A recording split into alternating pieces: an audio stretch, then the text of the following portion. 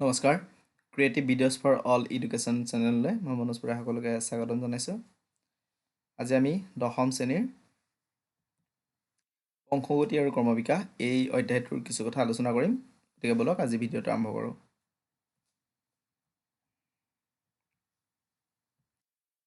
ছাত্ৰ-ছাত্ৰীসকল 10ম শ্ৰেণীৰ বংশগতি আৰু ক্ৰমবিকাশ এই চেপ্টাৰটোৰ প্ৰথম যি শব্দ আছে আমি বংশগতি অৰ্থাৎ বংশগতি মানে কি এই কথাটো আমি প্ৰথম জানি ল'ব লাগিব। বংশগতি কি ইয়াৰ ডেফিনিশ্যন কি হ'ব পাৰে মই ইয়াত বংশগতিৰ ডেফিনিশ্যনটো দিছোঁ। যি প্ৰক্ৰিয়াৰ যোগেদি পূৰ্বপুৰুষৰ চাৰিত্ৰিক বৈশিষ্ট্যবিলাক উত্তৰ প্ৰজন্মলৈ প্ৰবাহিত হয় তাকে বংশগতি বোলে। অৰ্থাৎ মাক দেউতাকৰ চৰিত্ৰ সতি সন্ততিলৈ যোৱা যিটো প্ৰক্ৰিয়া এই প্ৰক্ৰিয়াটোকে কি বুলি কোৱা যায় বংশগতি বুলি কোৱা যায়। এই অধ্যায়টোত আমি আন এটা গুৰুত্বপূৰ্ণ ডেফিনিশ্যন ইয়াত আমি পাম ভিন্নতা মানে ভেৰিয়েশ্যন বুলি যাক ইংৰাজীত কোৱা যায়। গতিকে ভেৰিয়েশ্যন কি এই কথাটো মই তোমালোকৰ আগত এক্সপ্লেইন কৰি দিব বিচাৰিছোঁ। ইয়াৰ ডেফিনিশ্যন এইদৰে হ'ব পাৰে যে কোনো এটা জীৱ প্ৰজাতি বা গোষ্ঠীৰ জীৱসমূহৰ মাজত থকা চাৰিত্ৰিক বৈশিষ্ট্যৰ সূক্ষ্ম পাৰ্থক্যকে ভিন্নতা বোলে। অৰ্থাৎ কোনো এটা জীৱ প্ৰজাতিৰ বা জীৱগোষ্ঠীৰ জীৱসমূহৰ মাজত থকা চাৰিত্ৰিক বৈশিষ্ট্যৰ যিখিনি সূক্ষ্ম পাৰ্থক্য তাকে ভিন্নতা বোলে। ছাত্ৰ ছাত্ৰীসকল ব'লা এখন আমি ছবি চাই লওঁ য'ত আমাৰ ভিন্নতা কি এই কথাটো সুন্দৰভাৱে বুজাত সহায় হ'ব। ইয়াত তোমালোকে চোৱা এই ছবিখন তোমালোকে নিশ্চয় লক্ষ্য কৰিছা। ইয়াত কেইবাজনো ব্যক্তিৰ এখন চিত্ৰ ইয়াত দেখুওৱা হৈছে। কিন্তু তোমালোকে চোৱা প্ৰত্যেকজন ব্যক্তিৰ যি দৈহিক অৱয়ৱ সাধাৰণ চৰিত্ৰবিলাক একেই, যেনেকৈ মানুহ বুলি কোৱাৰ লগে লগে একে প্ৰজাতিৰ অন্তৰ্গত, গতিকে সকলোৰে দুটাকৈ চকু এটা নাক এই যিখিনি সাধাৰণ চাৰিত্ৰিক বৈশিষ্ট্য প্ৰায় একে। কিন্তু তোমালোকে চোৱা ইজনৰ লগত সিজনৰ চাৰিত্ৰিক বৈশিষ্ট্য যথেষ্ট অমিল আছে। গতিকে ভালদৰে আটাইখন ফটো চোৱা কোনোখন ফটোৰ লগত কোনোজন ব্যক্তিৰ লগত আন এজন ব্যক্তিৰ চাৰিত্ৰিক বৈশিষ্ট্য সামান্যতম হ'লেও কি আছে পাৰ্থক্য আছে। এই সামান্যতম যি পাৰ্থক্য এই পাৰ্থক্যটোকে কোৱা যায় ভিন্নতা বুলি। ই হ'ল এটা ভিন্নতাৰ উদাহৰণ। ইয়াৰ পিছত আমি এই বংশগতি যি আৰু ক্ৰমবিকাশ যি চেপ্টাৰটো আমি অধ্যয়ন কৰিম, ইয়াত আমি বংশগতিবিদ্যাৰ জনক বা ফাদাৰ অফ জেনেটিক্স বুলি যাক কোৱা যায় তেওঁৰ বিষয়ে আমি চাই লওঁ। মেণ্ডেল, যাৰ সম্পূৰ্ণ নাম হৈছে গ্ৰেগৰ জোহান মেণ্ডেল আৰু তেওঁক বংশগতিবিদ্যাৰ জনক বুলি কোৱা যায়।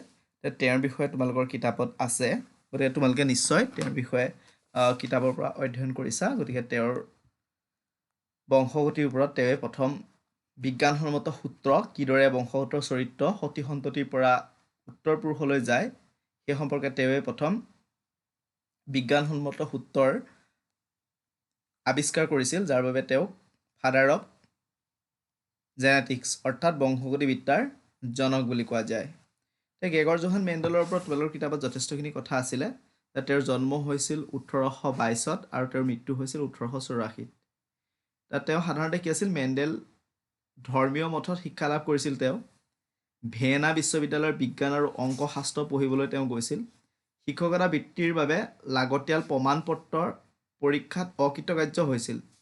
তথাপি তেখেতে বিজ্ঞানসন্মতভাৱে অনুসন্ধান কৰা কাৰ্যত তেওঁ যথেষ্ট পৰিমাণে জড়িত হৈ আছিল আৰু তেওঁ সেই ধৰ্মীয় মঠলৈ উভতি আহি মটৰমাহ গছত দেখা পোৱা বিভিন্ন ধৰণৰ ভিন্নতা সম্পন্ন চৰিত্ৰবিলাক অধ্যয়ন কৰিছিল আৰু কিদৰে এটা প্ৰজন্মৰ পৰা তাৰ পিছৰ প্ৰজন্মলৈ এই চাৰিত্ৰিক বৈশিষ্ট্যবিলাক প্ৰবাহিত হয় তাৰ নিয়ম সম্পৰ্কে তেওঁ পৰীক্ষা কৰি পেলাই তাৰ সূত্ৰ বা সেই নিয়ম আৱিষ্কাৰ কৰিবৰ কাৰণে যত্ন কৰিছিল।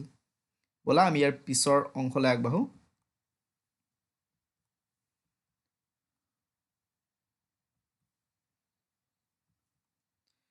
মটৰমাহ গছত দেখা পোৱা ভিন্নতা। মেণ্ডেলে সংকৰণ পৰীক্ষাৰ বাবে বহুতো গছ আছিল, কিন্তু তেওঁ মটৰমাহ গছহে বাছি লৈছিল। কিয় মটৰমাহ গছ বাছি লৈছিল নিশ্চয় তোমালোকে গম পাইছাই, কাৰণ মটৰমাহ গছত কেইবাটাও ভিন্নতা সম্পন্ন চাৰিত্ৰিক বৈশিষ্ট্য দেখা পোৱা যায়। তোমালোকে চোৱা, যেনেকৈ প্ৰথম আছে ইয়াত মই দেখাই দিছোঁ যে ফ্লাৱাৰিং কালাৰ অৰ্থাৎ ফুলৰ ৰং। ফুলৰ ৰং এনেকুৱা ধৰণৰ দুই ধৰণৰ বেঙুনীয়া ফুল আৰু বগা ফুল, এনেকুৱা দুই ধৰণৰ পৃথক ৰং বিশিষ্ট ফুল মটৰমাহ গছত দেখা পোৱা যায়। ঠিক সেইদৰে ওখ আৰু চাপৰ মটৰমাহ দেখা পোৱা যায়।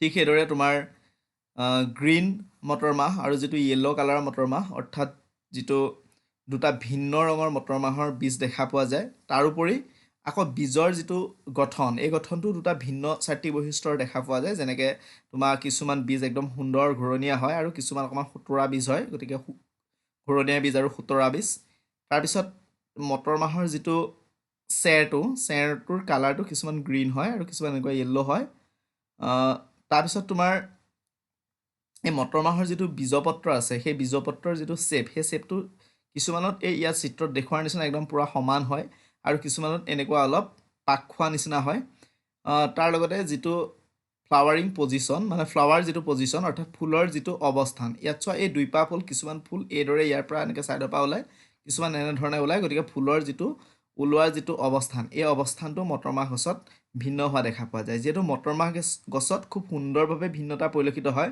সেইবাবে মেণ্ডেলে সংকৰণ পৰীক্ষাৰ বাবে মটৰমাহ গছক বাছি লৈছিল তাৰোপৰি আৰু কেইটামান মটৰমাহ গছ বাছি লোৱাৰ কাৰণ আছে কাৰণ মটৰমাহ গছৰ আয়ুসকালটো যথেষ্ট চুটি হয় যদি যিহেতু গেগৰ জোহান মেণ্ডেলে বংশগত চৰিত্ৰ এটা পুৰুষৰ পৰা পিছৰ পুৰুষটোলৈ মানে এটা প্ৰজন্মৰ পৰা পিছৰ প্ৰজন্মলৈ কেনেকৈ যায় এই সম্পৰ্কেহে অধ্যয়ন কৰিছিল কিন্তু তেওঁ যদি এই অধ্যয়নটো চলাওঁতে তেওঁ যদি হাতী এটাৰ ওপৰত অধ্যয়ন কৰিলেহেঁতেন তেনেহ'লে জানো তেওঁ অধ্যয়ন কৰিব পাৰিলেহেঁতেন নিশ্চয় নোৱাৰে কাৰণ হাতীৰ যিমান আয়ুস সিমানটো আয়ুস তেওঁ জীয়াই নাথাকিলেহেঁতেন বা অন্য যদি জীৱ জন্তুৰ ওপৰত তেওঁ অধ্যয়ন কৰে তেনেহ'লে তেওঁ এটা প্ৰজন্মৰ পিছত পিছৰ প্ৰজন্মটোৰ চাৰ্টি বৈশিষ্ট্য অধ্যয়ন কৰিবৰ কাৰণে তেওঁ খুব বেছি কম কেইটামান প্ৰজন্মহে অধ্যয়ন কৰিব পাৰিলেহেঁতেন সেইটো কাৰণে তেওঁ যিহেতু মটৰমাহ গছৰ আয়ুসকাল যথেষ্ট চুটি হয় সেইবাবে আৰু লগতে ভিন্নতা খুব প্ৰকট হয় সেইটো কাৰণে তেওঁ ইয়াক বাছি লৈছিল লগতে মটৰমাহ গছক জাৰ্মিনেশ্যন কৰিবৰ কাৰণে যথেষ্ট সুবিধা হয় খুব সহজে ইয়াক অংকুৰণ কৰাব পাৰি বা সহজে ইয়াক লগাব পাৰি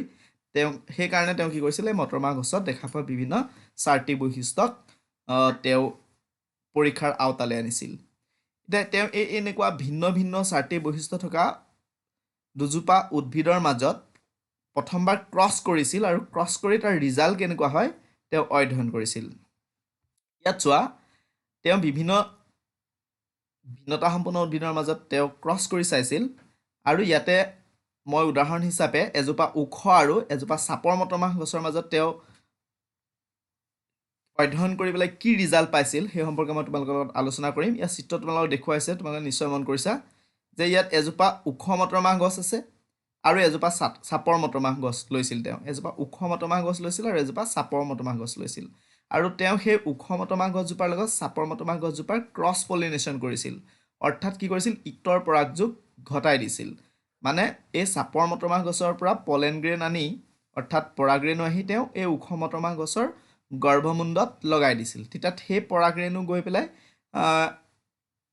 ভিতৰত পৰাগযোগ ঘটাৰ পিছত নিষেচন হৈছিল আৰু তাৰ পৰা কি হৈছিল নিষেচন হোৱাৰ পিছত ভ্ৰূণৰ সৃষ্টি হৈ যেতিয়া বীজ সৃষ্টি হৈছিল আৰু সেই বীজ পৰিণত হ'বলৈ দিছিল আৰু পিছত তেওঁ সেই বীজক দ্বিতীয়বাৰৰ কাৰণে অংকুৰণ কৰাইছিল কিন্তু তেওঁ দেখা পাইছিল যদিও এজোপা ওখ আৰু এজোপা চাপৰ মটৰমাহ তেওঁ একেলগে লৈ পৰীক্ষা চলাইছিল কিন্তু পিছত তেওঁ দেখিলে যিবিলাক তাত গুটি লাগিলে সেই গুটিবিলাকৰ পৰা তাৰ পিছৰ প্ৰজন্মত হোৱা গছবিলাকৰ সকলোবিলাক গছ ওখ আছিল ইয়াত দেখুওৱা হৈছে অল টল অৰ্থাৎ সকলোবিলাক গছেই কি আছিল ওখ আছিল তোমালোকে ভালদৰে মন কৰা এজোপা ওখ মটৰমাহ গছ আছিল এজোপা চাপৰ আছিল এনেকুৱা হ'ব লাগিছিল যে আধা ওখ আৰু আধা চাপৰ হ'ব লাগিছিল তেনেকুৱাও নহ'লে বা গোটেইখিনি চাপৰো নহ'লে কিন্তু এনেকুৱা হ'ল যে গোটেইখিনি গছেই ওখ হ'ল এতিয়া তেনেহ'লে তেওঁ পুনৰ চালে যে এজোপা ওখ আৰু এজোপা চাপৰ মটৰমাহ গছৰ মাজত যেতিয়া ক্ৰছ কৰিলে তেনেহ'লে সেই চাপৰ মটৰমাহৰ চৰিত্ৰটো ক'লৈ গুচি গ'ল তেওঁ পুনৰ কি কৰিলে সেই পিছৰ প্ৰজন্মত পোৱা ওখ মটৰমাহ গছকেইজোপাৰ মাজতেই স্বপৰাগযোগ ঘটালে ছাত্ৰ ছাত্ৰীসকল তোমালোকে নিশ্চয় স্বপৰাগযোগ আৰু ইতৰ পৰাগযোগ এই দুটাৰ পাৰ্থক্য নিশ্চয় জানা যদি একেজোপা উদ্ভিদৰে পৰাগৰেণু আহি যদি সেই উদ্ভিদজোপাৰে যদি গৰ্ভমুণ্ডত দিয়া যায় তেনেহ'লে সেই মানে গছজোপাৰ নিজৰ ভিতৰতে যদি পৰাগযোগটো ঘটোৱা যায় তেনেহ'লে তাক কোৱা যাব স্বপৰাগযোগ আৰু যদি এজোপা উদ্ভিদৰ পৰাগৰেণু আহি আন বেলেগ এজোপা উদ্ভিদত যদি দিয়া যায় তেনেহ'লে সেই যিটো পৰাগযোগ হ'ব সেই পৰাগযোগটো কোৱা যায় ইতৰ পৰাগযোগ গতিকে তেওঁ এইবাৰ প্ৰথমবাৰ তেওঁ ইতৰ পৰাগযোগ ঘটাইছিল অৰ্থাৎ ক্ৰছ পলিনেশ্যন বুলি কয় ইংৰাজীত আৰু ইয়াৰ প্ৰথমবাৰ তেওঁ ক্ৰছ পলিনেশ্যন কৰাইছিল আৰু তেওঁ নেক্সট পিছৰবাৰ যিখিনি উদ্ভিদ পালে সেই উদ্ভিদবিলাকৰ চেল্ফ পলিনেশ্যন কৰালে অৰ্থাৎ এইবাৰ পোৱাটো দুইজোপা উদ্ভিদ তেওঁ উখুৱাই ল'লে আৰু সেই দুজোপা ওখ উদ্ভিদৰ মাজতে পুনৰ তেওঁ কি কৰিলে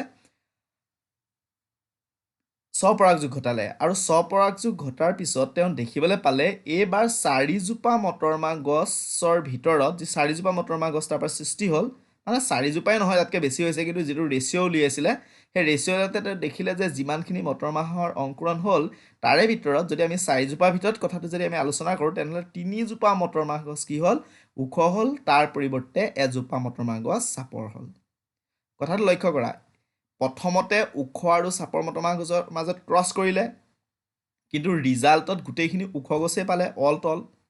পিছৰবাৰ কিন্তু ওখ গছৰ মাজতেই স্বপৰাগযোগ ঘটালে, কিন্তু 3জোপা ওখ হৈ এজোপা চাপৰ হ'ল, অৰ্থাৎ ওখ আৰু চাপৰ মটৰমাহ গছ 3:1 ৰেচিঅ'ত, অৰ্থাৎ 3:1 কি হ'ল, সৃষ্টি হ'ল।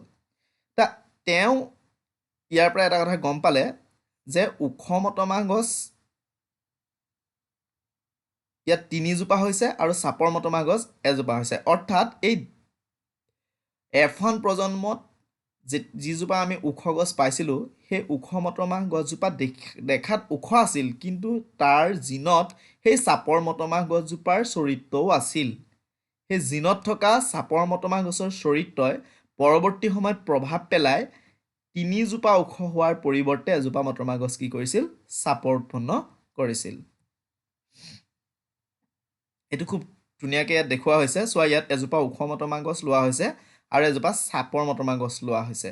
ছাত্ৰ ছাত্ৰীসকল, ওখ মটৰমাহ গছৰ যিটো জিনৰ চৰিত্ৰ তাক কেপিটেল টি বুলি যদি আমি ধৰি লওঁ, আৰু চাপৰ মটৰমাহ গছজোপাত থকা জিনৰ চৰিত্ৰ যদি আমি স্মল টি বুলি ধৰি লওঁ, আৰু সেই দুজোপাৰ মাজত যদি ক্ৰছ কৰা যায়, মানে এইজোপাৰ পৰা ধৰা ওখজোপাৰ পৰা পৰাগৰেণু আহি যেনিবা চাপৰজোপাত দিছোঁ, বা চাপৰজোপাৰ পৰা পৰাগৰেণু আহি ওখজোপাত দিছোঁ, তেতিয়া এই দুইজোপা উদ্ভিদৰ মাজত যৌন প্ৰজননত যিহেতু জিনৰ সংযোজন ঘটে, আৰু আমি জানো যে যেতিয়া যোজন কোষ সৃষ্টি হয়, যোজন কোষ সৃষ্টি হোৱাৰ সময়ত নিষেচনৰ সময়ত মেল আৰু ফিমেল, স্ত্ৰী আৰু পুং দুইটা জনন কোষৰ পৰা অৰ্ধেক সংখ্যক ক্ৰমজম আহে।